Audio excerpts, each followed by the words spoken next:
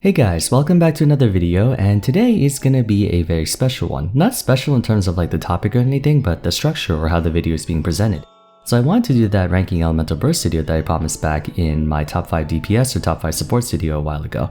And as I was working on it, I thought it would make a lot more sense for us to do it in a live commentary format where I'm just doing a normal tier list, because otherwise if I were to script it, it just felt like it would be more work than it's worth to do it in that formatting, so we're doing it in this format. And I'm really nervous because I do not like doing live commentary videos in this sense because I trip on my words a lot. I know it doesn't sound like it because I script all my videos and they sound, at least to me, pretty well spoken. But the amount of audio editing I have to do post-production to cut out all the bad takes and whatnot is very embarrassing if I had to show you live. In fact, my editor right now is probably cringing at how many times I'm failing to speak like a normal person. And I am not looking forward to hearing what he has to say about it. But anyways, just a moment though, I have a quick sponsor for today. Outplayed is back. If this is your first time hearing about it, Outplayed is a video capturing software on Overwolf that works for just about every popular game out there. If you enjoy recording and sharing clips in Genshin, you can try this one out. Outplayed automatically captures any interesting highlights during your play or allows you to record manually using a hotkey, which you can then immediately port over to your Discord server or have it uploaded to YouTube, Reddit, Twitter, anywhere you feel like sharing. The app has a built-in video editor if you want to show only the best parts, and it works for hundreds of different titles besides Genshin Impact. You can use it for League of Legends, CSGO, Final Fantasy XIV, Valorant, and many more. If you already have Overwolf, then downloading Outplayed is a very easy process. If you're interested in using Outplayed, feel free to use the link on screen or in the description. It's a really simple but cool app that makes recording highlights easier for you. Thanks again to Outplayed for sponsoring the video, but for now, let's get back into it. What we're going to be doing for today is, as the name implies, rank every character's elemental bursts, and I have some rules for this because I understand it can be a little bit dicey. As you know, tier lists can be very contentious, they can be very controversial, so I want to establish a few ground rules. First, we're going under the assumption that every 5-star is at Constellation 0. The reason for that is even though a lot of them do have constellations that affect their elemental bursts in very substantial ways, I just don't think it would be the most practical thing to talk about, especially because not everyone can get access to 5 stars, period, let alone the constellations that actually boost up their damage. So we're going to go under that assumption. But for 4 stars, we're going to assume that you can get C6 on them, because even for free-to-plays, if you've been playing for a while, you probably have enough Primogems to at least have gotten the relevant characters to Constellation 6. And this also includes Constellation 6 for Lisa, Kaya, and Amber, which may sound crazy, but I want it to be consistent with the star rarity and stuff like that. Additionally, all relevant talents and constellations will be added into consideration with the burst. So if, let's say, their passive talent boosts their elemental burst damage or has a direct interaction with it, then that will be counted. However, external factors like elemental burst resets the cooldown of elemental skill won't be counted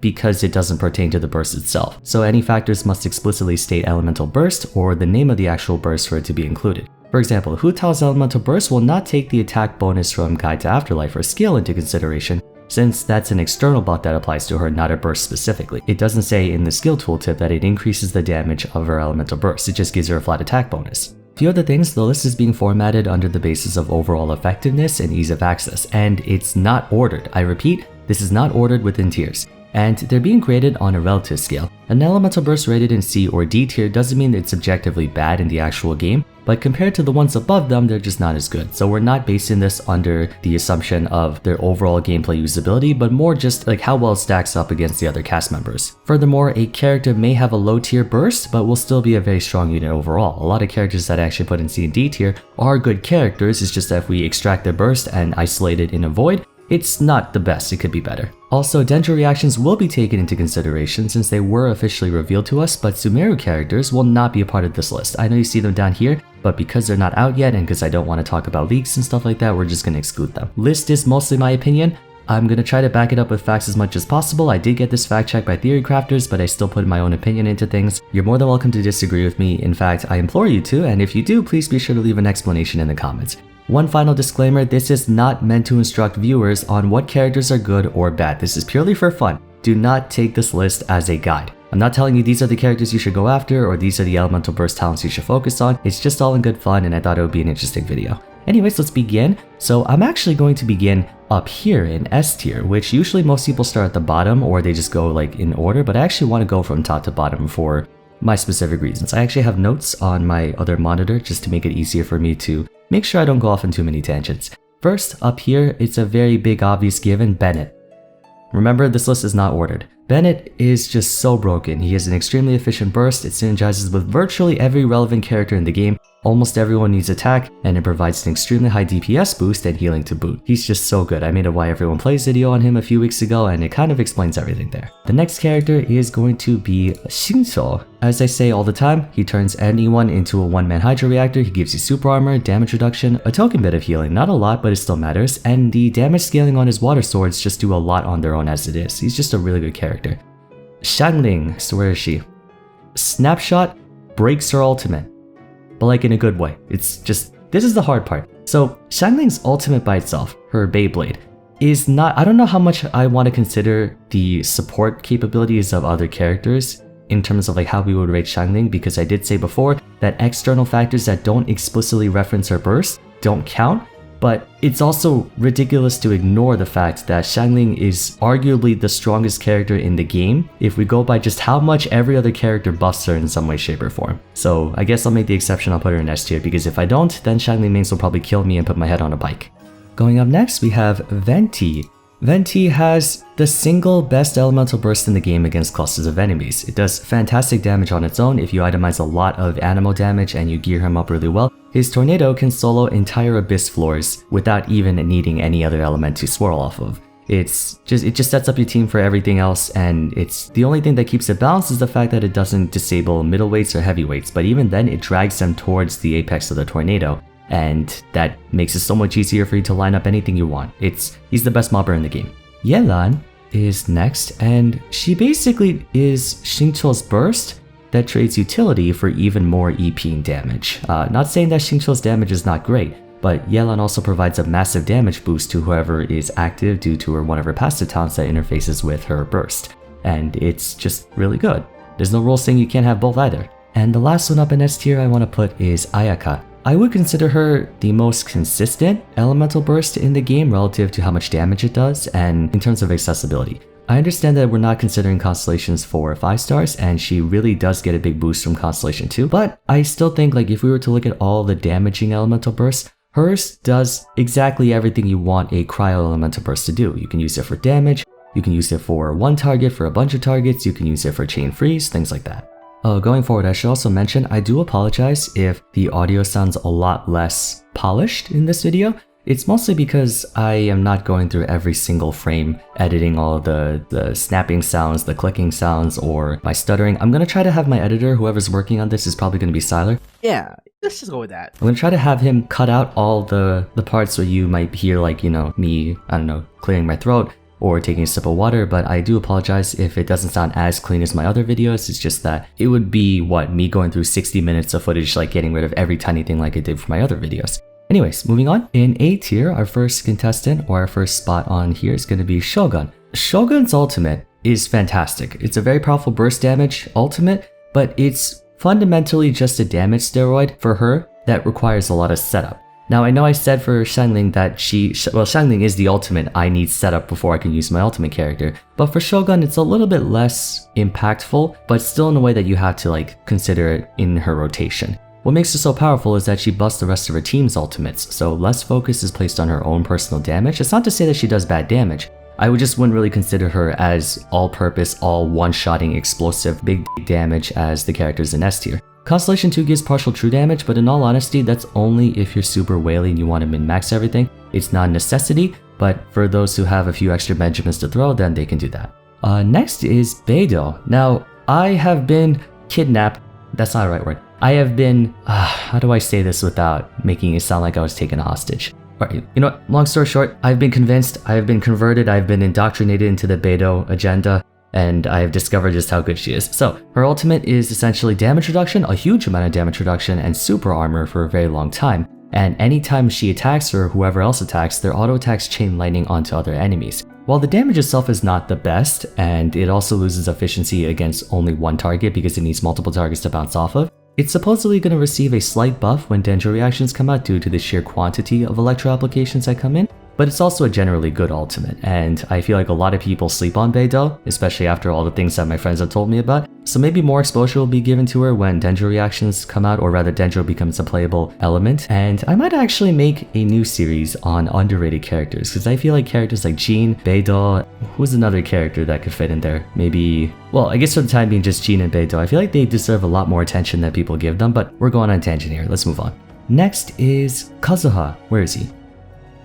Where is he? Am I blind? He's right here. Okay.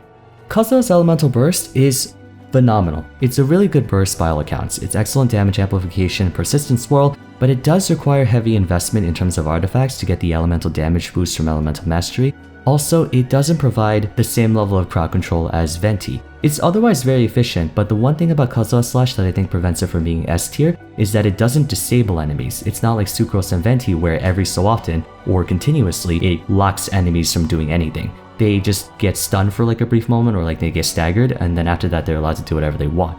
The area is big.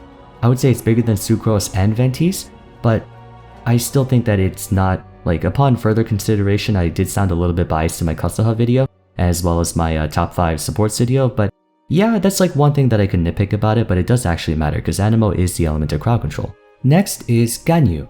Ganyu is Ayaka's burst, but more general, I guess. It has more general usage. It's a good mobbing ultimate due to wide area coverage, and it provides token utility for cryo units, but it spreads that damage out over a longer period of time, and I don't think it's as fast enough or consistent enough to achieve freeze. It still does achieve freeze, but you know, if you're trying to just shred everything or one-shot something, then you can go with Ayaka, but it's still a very good burst. So that's going to be it for S and A tier. I actually don't put that many characters in S and A tier, primarily because I don't like it when tier lists put like 20 characters in the top tiers. If you go by objectively, then yes, there are a lot of characters who would have bursts that are in S and A tier, but if I'm comparing it in terms of relativity, I don't think you should put that many characters. It should only really be like 10.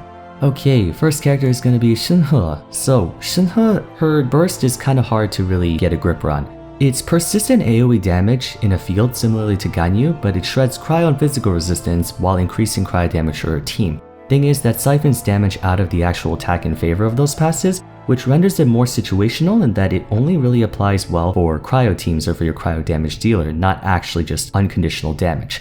Constellation 2 is what makes it hyper consistent, but even then, what it really does is not so compelling enough for players to want to pick up. It's just more for if you really like having freeze teams or like chain freeze or just general cryo damage comps, like if you're a fan of Ganyu and Ayaka, you can throw Shinhe there. I think that she definitely deserves more love than people give her. I guess I can also rate her an underrated character, but I can also acknowledge the fact that she's not meant to be an all-purpose unit. She's meant to be a specific kind of niche, but really good at her niche type character. Up next is Futal. Now I just realized we're like 12-13 minutes in post-production, and I'm not even a third of the way there, so I probably should speed up because I don't want to ramble on too much. Although when we get to C and D tier, then I kind of have not much to say for some of the characters. But anyways, Futal, big damage, replenishes lost HP from her elemental skill, but it's completely worthless without said elemental skill, and that's why I put it down in B tier. Futal is weird. It's really weird. Her elemental burst is really strong only because of the fact that she has a massive amount of attack stat from her elemental skill. It's still good, and it's not really something that I would use to detract too many points off of, but at the end of the day, it's just a big damage nuke. It doesn't really do much else. Kaya, he's up in B tier. Remember, we're considering Constellation 6 even for the Favonius tutorial characters. It's a cryo version of Shanling's burst, except it hits 3 times per rotation, so internal cooldown timing can be kind of tricky. It's pretty strong though otherwise, and very low energy costs with incredible uptime against enemies, because every time you kill something with it, it extends the duration up to an additional 15 seconds. Now, I'm not entirely sure if that also means the cooldown is extended as well, or if it's assuming the cooldown or the elemental burst goes on cooldown after you use it like most other elemental bursts do. In that case, you would have 100% uptime on him. But I will say good luck on trying to max out his constellation though. That's not worth it, but we are acting as if he does have C6. Coming up next is Xiao, but it really only benefits him, and losing it on swap out really hurts. Like let's say you switch to Xiao, but you need to like renew your Zhongli shields or you gotta do something else. It can really suck for him because as soon as he swaps out, he loses the burst. He can get it back up quickly, but it's a quality of life thing that he doesn't have that I think would be actually really good for him. He would be A tier if he maintained the stance for the entire duration, or if it paused while he was swapped out, kind of like the way D-Luke and Noelle do. Next is Sucrose. It's a hybrid between Kazuha and Venti's ultimate. It is Venti's crowd control, but with Kazuha's damage intervals. Passive talents and constellations greatly increase its efficiency, but it's ultimately a slight downgrade to either of the two animal 5-stars. That and her elemental burst is really only good in tandem with her skill, but we're only looking at the burst in isolation for this video. Next, you'll be surprised to hear this one, but Lisa. Now, Lisa's elemental burst. I've talked a lot of trash about it in her Why No One Plays episode, but I will say this. Her burst does electro damage 30 times, which can be very useful with upcoming Denjo reactions that reward quantity over quality. The damage in total is not half bad either though, but the 15% defense break can be useful for boosting DPS, so it has its applications, it's just that Lisa's elemental skill sucks and that hurts overall rating. But elemental burst, not the worst. Next is Mona, the OG damage per screenshot character before Eula came out. Still very strong if used correctly for Vaporize, but nowadays I see a lot of people using it more for chain freezing thanks to the increased damage from Omen instead of the actual bubble explosion. And if memory serves, the Omen effect doesn't get removed from freeze, so you can get more time out of it, and the damage amplification is pretty significant. Next is Kokomi. Similar to Xiao, she'd be A tier if the duration held or paused when swapping out, but it renders her party pretty much invincible through sheer terrain tanking. Every time she auto-attacks, it heals her entire party and herself, and since she has super armor during the duration, I'd like to run into a situation where you actually die while this is active, if that's even possible. Rosaria's burst, kinda like Shinhe, is pulsating cryo damage that boosts crit rate for her team and shreds physical resistance. It's just another persistent cryo effect with a bit of support, not much else to say. It's like pick your poison. Do you want Rosaria? Do you want Shinhe? I would prefer Shinhe, but I mean, if you don't have Shinhe, then you can also use Rosaria.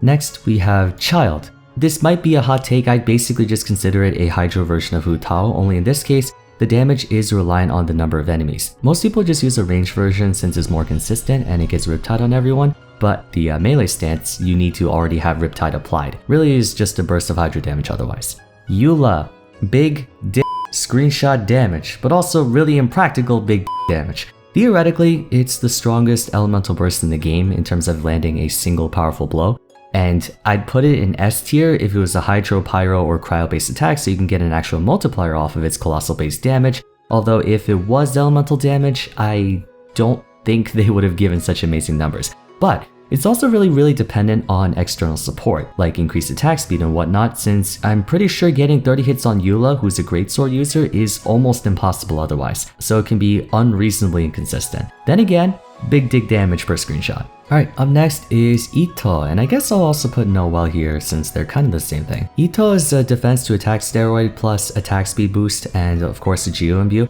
It's a really strong damage buff, but suffers from the same problems as Xiao and Kokomi, where as soon as you swap out, you lose the buff, and it would be really nice if you didn't. Speaking of not losing the buff, Noel also is a defense to attack steroid and Geo imbue, but instead of attack speed, it's attack range. And as I said before, Noel's ultimate persists even when swapping out, so while the attack boost isn't as good as Ito's, it's easier to use. Next, we have Chongni. Chongni is a massive nuke and stun. It kind of requires constellations for more effectiveness, like you need C2 for the extra shield, or you need C4 for the, is it C4 or C3? I don't remember. C4 so you can get the longer stun duration, but it's still good at either setting up your team or buying time to refresh your shield. The long iframes can be a double-edged sword. It can work either for or against you. It keeps you safe from any big dangerous attack, but it also locks you out of any moves. It's one of the best burst animations in the game for sure though. Okay, how we're looking on time? We're at 20-ish minutes post-production, I think. Let's speed this up, we're only halfway through. Diona, where is she? Right here. Side grade, sort of, to Rosaria and Shinhe. Persistent cryo damage plus healing and elemental mastery, although out of all the AoE cryo fields, hers is the worst in damage, so you're really only going after heals and support. Personally, I like using her for chain freeze just because of how easy it is to get it out, but then again, I don't really use Rosaria all that much, I don't know why. Next is Jean, where is she? It's periodic animal damage and healing. Effectively, I would consider it a worse version of Bennett's ult, minus the initial heal. The animal cleanse is good in areas where Pyro hurts you, but otherwise it would be nice if there was some more offensive augmentation from it. Still a good ultimate though. Then we have Yunjin. It's bonus damage on normal attacks based on her defense, I believe, and bonus normal attack damage overall. So it's super situational because not every character uses normal attacks, but we do have characters like Yayamiko and Ayatollah, which would be fantastic on them. So I guess kind of like what Shinhe does for cryo damage, Yunjin does for normal attacks. Then we have Fischl.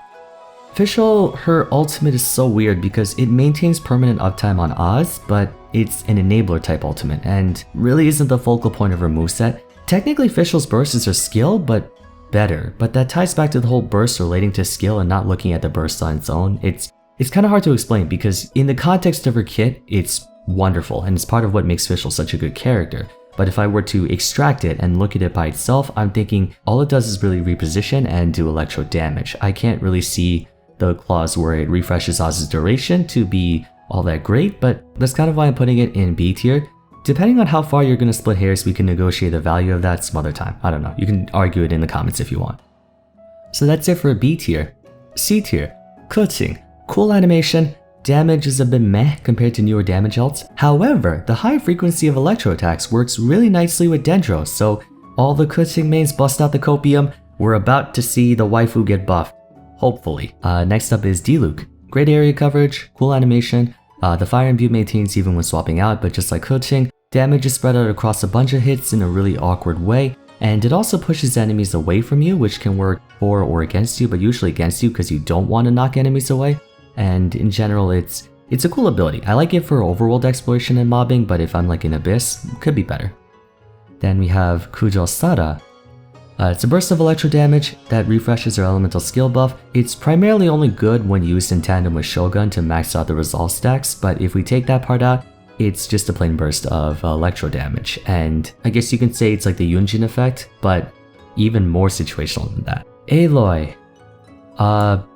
Burst of cryo damage. That's it. Not much else, scaling is average, and I'm actually going to put Chongni in here as well.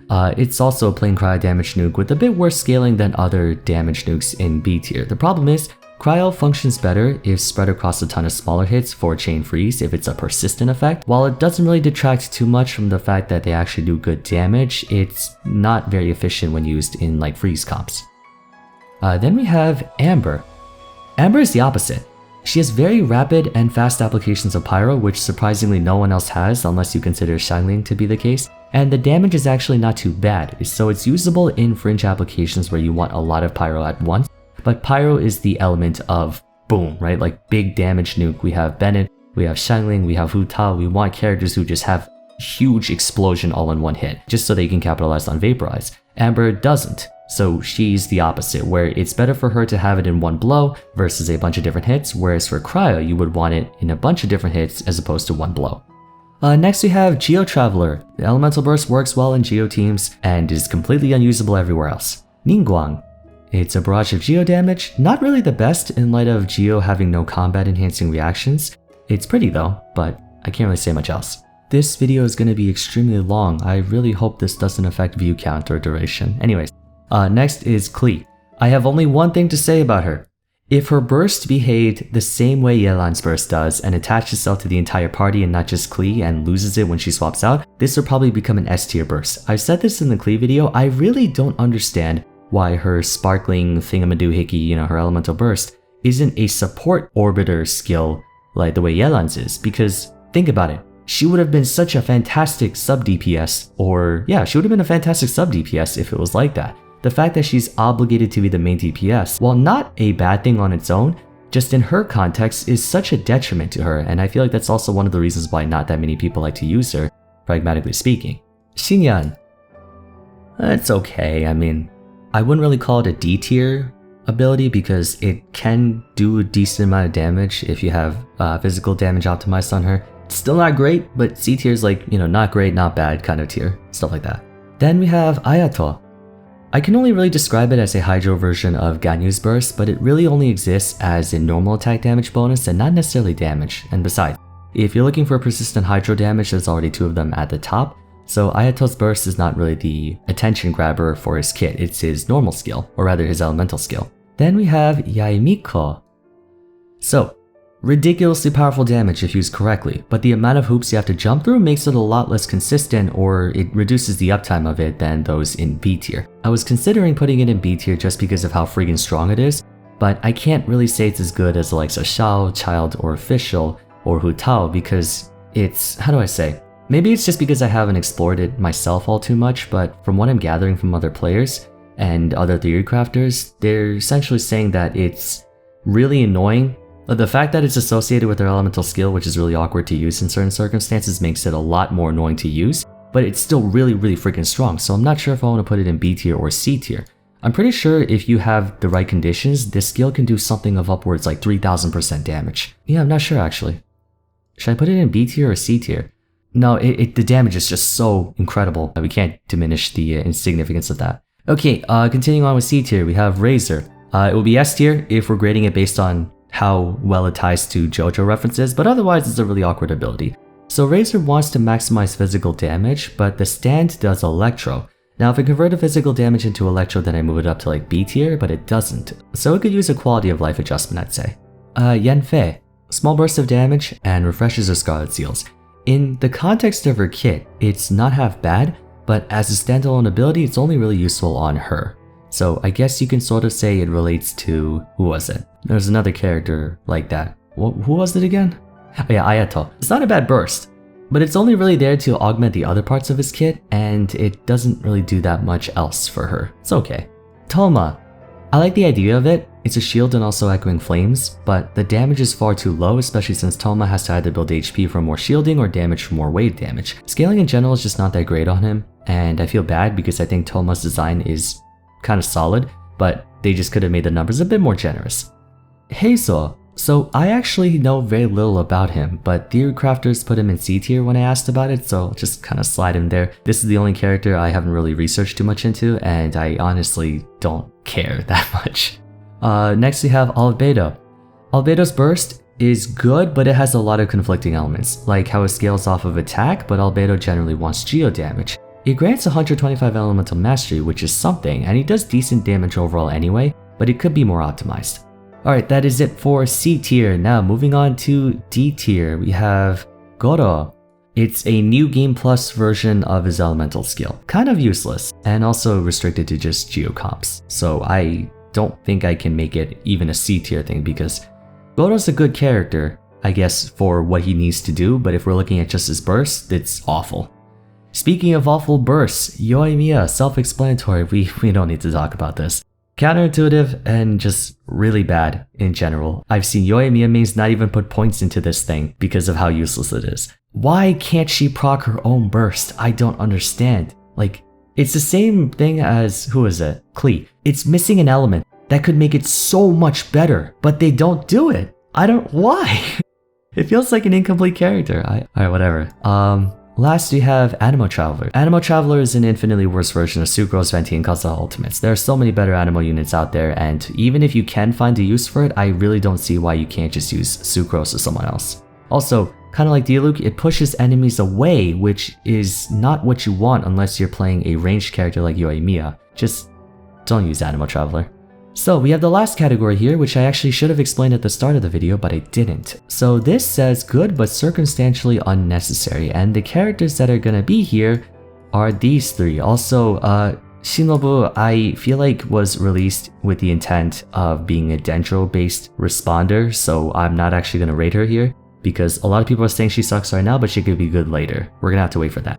Anyways, Barba, Chi-Chi, and Sayu, it's basically healing. I know I put other healing based abilities like Diona, Jean, and Kokomi in here, but they have different uses. The reason I put this one here is because healing at the moment, as mentioned countless times in other videos, is just not a priority right now. In the future, it could be. If we're up against a lot of damage, or if we're ever in a situation where survival matters more and we don't have access to food items, which is really the main reason why people don't use these three, because you have food dishes. And even in Spiral Abyss, you have other characters who can do healing or shielding. So I'm not really saying they're bad characters, but circumstantially, they're not really necessary at the moment. They could be, but only time will tell. Alrighty, so that is it for this video. It went really long, but I hope you enjoyed. I understand it's a different style than what I normally do. I'll try not to do this too often because I understand I'm more known for my scripted, documentary, analytical style commentary, but this was also fun to do because I do enjoy making tier list videos, I do enjoy watching tier list videos. One of my favorite Genshin YouTubers is Kumax,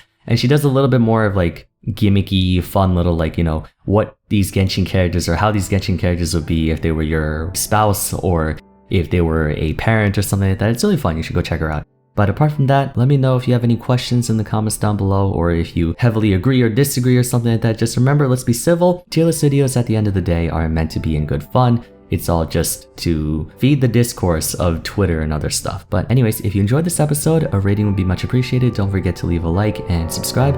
Consider following me on Twitter at Vars if you want to see some more cursed hot takes, and join my Discord server if you want to hang out with my Genshin section. I have a pretty big following on Genshin in my Discord server, and I don't really have another video to tie this to because it's the first of its kind, but I guess you can go and check out my top 5 DPS and support characters video if you want. But I also feel like that's gonna be irrelevant soon when Dendro comes out. We're gonna have to, okay, you know what? Let's just end it off here. Thank you all so much for watching, and I look forward to seeing you again soon in the next episode. Take care.